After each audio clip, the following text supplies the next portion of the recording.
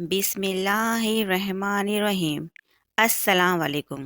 تابوت سکینہ یہ شمشاد کی لکڑی کا ایک صندوق تھا جو حضرت آدم علیہ السلام پر نازل ہوا تھا۔ آپ اسے جنت سے اپنے ساتھ لائے تھے۔ یہ آپ کی زندگی کے آخری ایام تک آپ کے پاس ہی رہا، پھر بطور معراج یکے بعد دیگرے آپ کی اولاد کو ملتا رہا، یہاں تک کہ یہ حضرت یعقوب علیہ السلام کو ملا اور آپ کے بعد آپ کی اولاد بنی اسرائیل کے قبضے میں رہا اور حضرت موسیٰ علیہ السلام کو مل گیا، تو آپ اس میں توریت شریف اور اپنا خاص سامان رکھنے لگے۔ یہ بڑا ہی مقدس اور بابرکت صندوق تھا۔ بنی اسرائیل جب کفار سے جہاد کرتے تھے اور کفار کے لشکروں کی کثرت اور ان کی شوکت دیکھ کر دہل جاتے تھے اور ان کے سینوں میں دل دھڑکنے لگتے، تو وہ اس صندوق کو اپنے آگے رکھ لیتے تھے۔ تو اس صندوق سے ایسی رحمتوں اور برکتوں کا ظہور ہوتا تھا کہ مجاہدین کے دلوں میں سکون و اطمینان کا سامان پیدا ہو جاتا تھا اور مجاہدین کے سینوں میں لرزتے ہوئے دل پتھر کی چٹانوں سے زیادہ مضبوط ہو جاتے تھے۔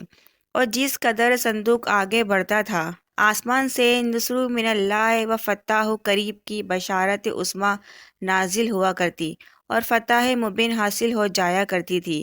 بنی اسرائیل میں جب کوئی اختلاف پیدا ہوتا تھا تو لوگ اسی صندوق سے فیصلہ کراتے تھے۔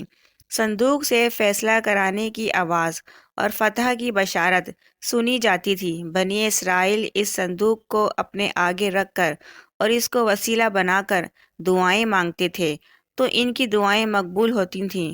اور الغرض یہ صندوق بنی اسرائیل کے لیے تابوت سکینہ، برکت و رحمت کا خزینہ اور نصرت خداوندی کے نزول کا نہایت مقدس اور بہترین ذریعہ تھا۔ مگر جب بنی اسرائیل طرح طرح کے گناہوں میں ملوث ہو گئے اور ان لوگوں میں معاصی و طغیان، سرکشی و عصیان کا دورہ ہو گیا، تو ان کی بدعماریوں کی نحوست سے ان پر خدا کا یہ غضب نازل ہو گیا کہ قوم عمالقہ کے کفار نے ایک لشکر جرار کے ساتھ ان لوگوں پر حملہ کر دیا۔ ان کافروں نے بنی اسرائیل کا قتل عام کر کے ان کی بستیوں کو نیست و نابود کر ڈالا، عمارتوں کو توڑ پھوڑ کر سارے شہر کو تہس نہس کر ڈالا اور اس متبرک صندوق کو اپنے ساتھ اٹھا کر لے گئے۔ اس مقدس تبرک کو نجاستوں کے کوڑے خانے میں پھینک دیا۔ لیکن اس بے ادبی کا قوم عمالقہ پر یہ وبال پڑا کہ یہ لوگ طرح طرح کی بیماریوں اور بلاؤں کے ہجوم میں جھنجھوڑ دیے گئے۔ چنانچہ قوم عمالقہ کے 5 شہر بالکل برباد اور ویران ہو گئے، یہاں تک کہ ان کافروں کو یقین ہو گیا کہ یہ صندوق رحمت کی بے ادبی کا عذاب ہم پر پڑ گیا ہے۔ تو ان کافروں کی آنکھیں کھل گئیں۔ چنانچہ ان لوگوں نے اس مقدس صندوق کو ایک بیل گاڑی پر لاد کر بیلوں کو بنی اسرائیل کی بستیوں کی طرف ہانک دیا۔ پھر اللہ تعالیٰ نے 4 فرشتوں کو مقرر فرما دیا جو اس مبارک صندوق کو بنی اسرائیل کے نبی حضرت شمویل علیہ السلام کے پاس لائے۔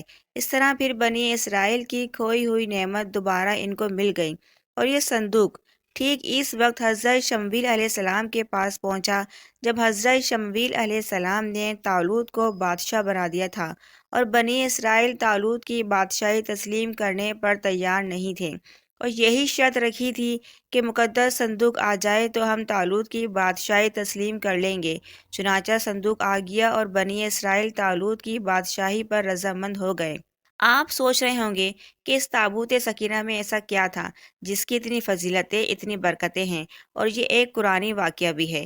اس مقدس صندوق میں حضرت موسیٰ علیہ السلام کا عصا، ان کی مقدس جوتیاں، حضرت ہارون علیہ السلام کا عمامہ، حضرت سلیمان علیہ السلام کی انگوٹھی، تورات کی تختیوں کے چند ٹکڑے، کچھ من و سلوہ، اس کے علاوہ حضرت انبیاء اکرام علیہ السلام کی صورتوں کے حلیے وغیرہ تھے۔